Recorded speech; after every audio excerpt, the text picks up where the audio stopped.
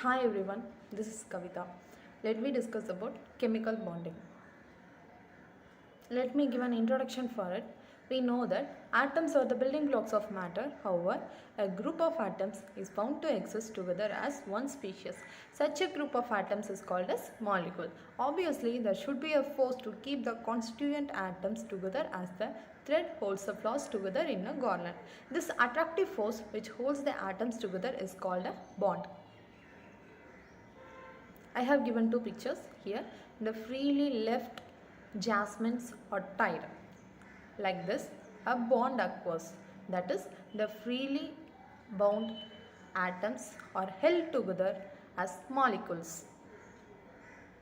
Here is the difference between atom and molecules. These atoms combine to form these molecules. Atoms are held together by bond. A chemical bond may be defined as the force of attraction between the atoms that binds them together as a unit, which is called as molecule. This is a picture for chemical bonding. This shows how a chemical bonding occurs. Let me see brief in next slides. Basically, the atom consists of electrons, protons and neutrons. The electron has negative charge, the proton has positive charge and the neutron has neutral charge. Here, the electron revolves around the nucleus, which has negative charge. The next slide is Kozal and Lewis approach to chemical bonds.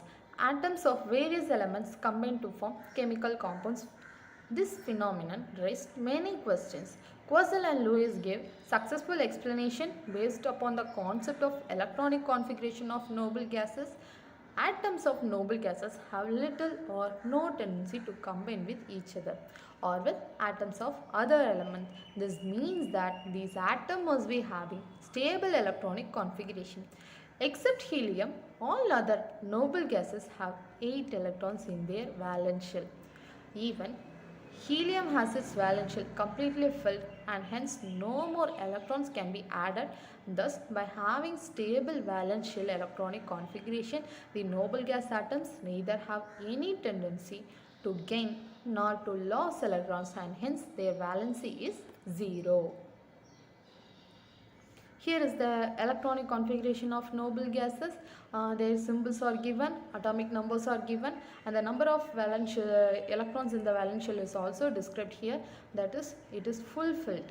That's why there is no chance to add or release or loss of electrons in noble gases. Based on the noble gas electronic configuration, Kozal and Lewis proposed a theory in 1916 which is known as electronic theory of valence or otherwise called as octet rule. According to this, atoms of all elements other than inert gases combine either by transfer of valence electrons from one atom to another or by sharing valence electrons to form molecules with stable electronic configuration similar to noble gas. The tendency of atoms to have 8 electrons in the valence shell is known as octet rule or rule of 8. I have given how the formation of sodium chloride there is a loss of electron from sodium and a gain of electron from chlorine. That is, in sodium the valence electron is 1 and in chlorine there is the valence electron of 7. Here the chlorine needs 1 electron and the sodium is also ready to leave 1 electron due to a stable electronic configuration.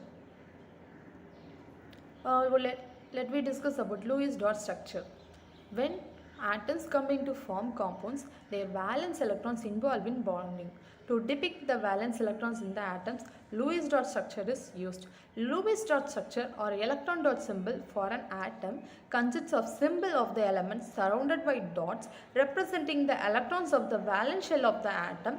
The unpaired electron in the valence shell is represented by a single dot, whereas the paired electron are represented by the pair of dots. The symbols other than dots like crosses or circles may be used to differentiate the electrons of different atoms in the molecule. Okay, I have given that Lewis dot structure of first 18 elements. Here we can see how the dot are used to indicate that the valence electrons, how many are there. Let me see about types of chemical bond. All elements have a different valence and electronic configuration, so the way in which they combine to form compounds also differs. Hence, there are different types of chemical bonding possible between atoms which make the molecules. Depending on the type of bond, they show different characteristics or properties. Okay, let me discuss what are the types involved in chemical bonding. Chemical bonding is broadly classified into strong bond and weak bond. In strong bond, there are four categories. They are ionic bond, covalent bond, coordinate bond, metallic bond. And in weak bond, there are two categories. They are hydrogen bond and van der Waals interaction. In this session, we can see ionic bond, covalent bond and coordinate bond. Let me discuss remaining on next session. Ionic or electrovalent bond. An ionic bond is a chemical bond formed by electrostatic attraction between positive and negative ions. The bond is formed between two atoms when one atom loses electrons will form which will form a cation, that is positive ion, and the atom that gains electron will form an anion, that is negative ion. These oppositively charged ions come closer to each other due to electrostatic force of attraction and thus form an ionic bond. As the bond is between ions, it is called ionic bond. The attractive forces being electrostatic. That's why the bond is also called as electrostatic bond. Since the valence concept has been explained in terms of electrons, it is also called as electrovalent bond. Formation of ionic bond. In general, let me discuss about how the ionic bond is formed. That is, generally ionic bond is formed between a metal and non-metal elements of group 1 and group 2 in periodic table, that is alkali and alkaline earth metals form ionic compounds when they react with non-metals. Consider two atoms, that is A and B. Let atom A has one electron in excess and atom B has one electron lesser to acquire the stable octet electronic configuration. That is, it needs one more electron to acquire a stable electronic configuration. If atom A transfer one electron to form B, then both the atoms will acquire stable octet electronic configuration. As a result of this electron transfer, atom A will become positive ion, that is cation, and atom B will become negative ion, which is anion. These oppositely charged ions are held together by electrostatic force of attraction, which is called as ionic bond or electrovalent bond or electrostatic bond. Okay, already I explained that the chlorine in the formation of sodium chloride, and there is a need to leave or loss of electron for sodium, and there is a gain or a need for chlorine to attain the electron given by sodium. That's why the perfect bond is formed to form NaCl. That is, sodium is leaving or losing one electron and chlorine is delivering or gaining one electron from sodium. Let me give another example, that is formation of magnesium chloride. In formation of magnesium chloride, the magnesium has the valence electrons of 2, and in chlorine there is a need for 1 electron. In order to obtain a stable electronic configuration, these 2 electrons are shared with two chlorine atoms. Here a perfect magnesium chloride is formed by this ionic bond. Okay. Next, our next bond is covalent bond. Atoms can combine with each other by sharing the unpaired electrons in their outermost shell.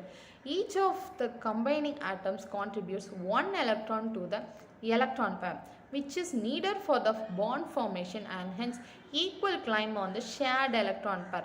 According to Lewis concept, when two atoms form a covalent bond between them, each of the atoms attains the stable electronic configuration of the nearest noble gas. Since the covalent bond is formed because of the sharing of electrons which become common to both the atoms, it is called as atomic bond.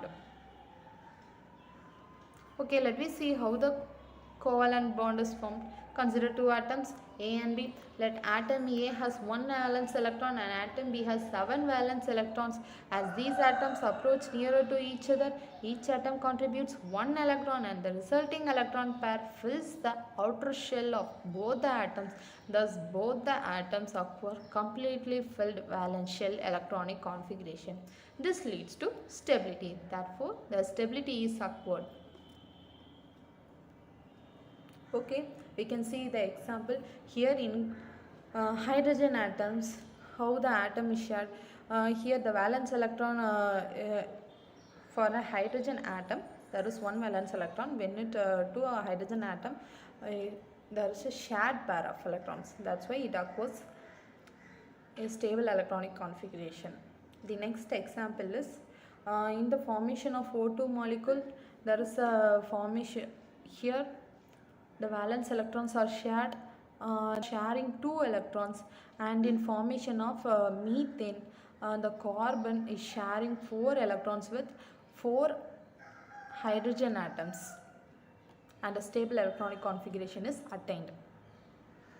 Okay, next bond is coordinate covalent bond. In the formation of normal covalent bond, each of the 2 bond atoms contribute 1 electron to form the bond. However, in some compounds, the formation of a covalent bond between 2 atoms takes place by the sharing of 2 electrons, both of which comes from only one of the combining atoms. This bond is called coordinate covalent or dative bond.